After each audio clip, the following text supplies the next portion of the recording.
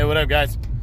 So coming to you this morning with the what's next on reigning WBC Featherweight champion Gary Russell Jr.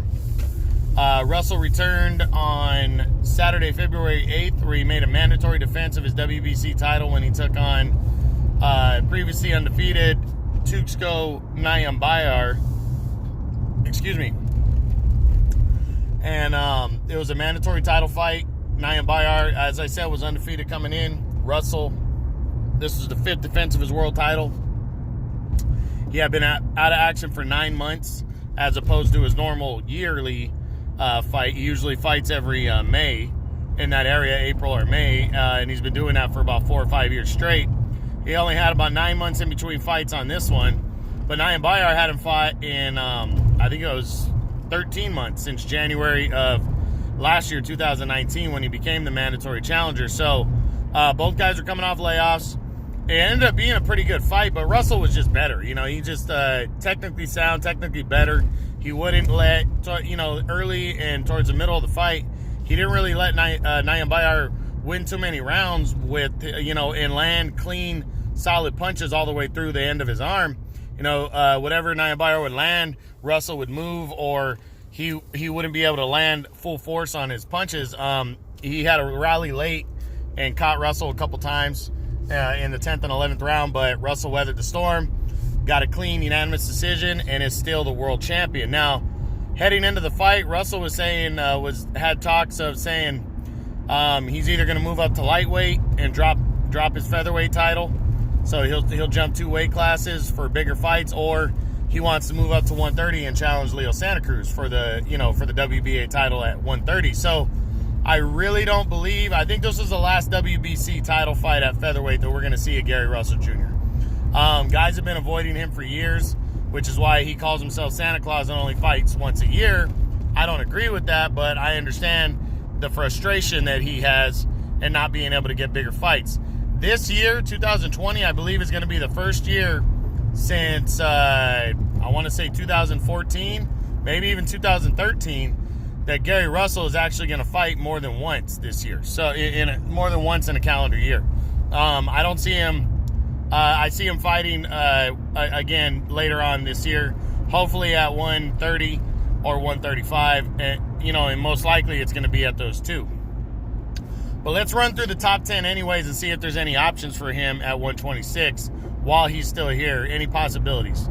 We start with number 1, the undefeated Josh Warrington.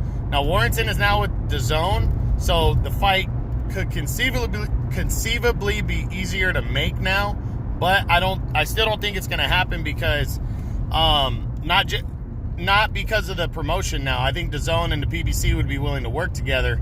I think it's because Warrington's probably going to try to unify belts against Chinaman Zhu Can next, the WBA title holder, and then after that he's going to have an IBF mandatory title defense and a rematch with Kid Galahad coming up. Now, if he wanted to forego that and vacate the IBF title because he really doesn't want to fight Galahad again because their first fight in 2019 was ugly, then I could see him attempting to unify belts with Russell, but I think he'd rather go after Shakur Stevenson, the WBO champion. So I'm going to lean towards a no. It's possible, but I'm going to lean towards a no in this one. Next to Gary Russell is actually number 2. So against number 3, Carl Frampton. Carl Frampton's competing. He's co-promoted by Top Rank, and he's also moving up to 130 to challenge for the WBO title. So yeah, I don't see these two guys crossing paths this year. I just don't see it being possible. Number 4 is Chinaman Zhu Can. If he was interested in a fight and really, put up some money to take this fight, I think it could be possible, but I don't think that's what's going to happen. I think he wants a bigger fight than that, so I'm going to say no to this one. Number 5, undefeated WBO champion, Shakur Stevenson. Now, this would be the fight that I would want to see at 126, but I highly doubt this fight's makeable and going to happen. I think, and I don't think that's on Gary Russell's part. I think he knows that's a risky fight, but it'd be a money fight and a bigger fight, so I think he might go for it. I think the camp of Stevenson would stay away from this fight right now, just in case, that maybe he's not ready for the style of fighter that Gary Russell is. So, I'm going to lean towards a no, but, and I don't even think it's possible, to be honest. Next at number 6 is Kid Galahad, the IBF's mandatory number 1 contender, former world title challenger. He's in line for the IBF world title. I think he's going to wait around to get a crack at the winner of Warrington and possibly Shukan, who are leaning towards unifying belts in the first half of this year. Next at number 7 is Jesus Rojas, the former WBA champion. I don't see this one. Rojas is like co-promoted by Golden Boy. I don't see Golden Boy and them working it out. I just don't think there's a relationship here between the promoters, and the fight doesn't really make sense for Russell, who's looking for bigger fights. Number 8 is Tushko Nyambayar, the guy that Russell just beat. No call for a rematch, so yeah, I don't see it. And then the two-way tie for 9th is between Jesse Magdaleno, former 122-pound champ. I don't see this one. Jesse's, lining himself up for possibly Shakur Stevenson.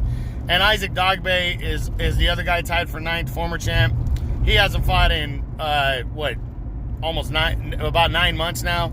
And he's, I think he's going to slowly progress himself at 126 when he comes back. So that's it for the top 10 and possibilities for Gary Russell Jr. I really don't see him fighting anybody in the top 10. I really do believe he's moving up to 130, 135. But if he wanted to stay at 126, I think it'd probably be a champion that he'd have to fight. He'd have to get one of the other champions in the ring to try to unify belts. I don't think that's going to be so easy, but you never know. So that's it. I hope you guys enjoyed it. That's the What's Next on reigning WBC Featherweight champion Gary Russell Jr. All right, guys. Have a good weekend. True Boxing. You've been hit with the truth.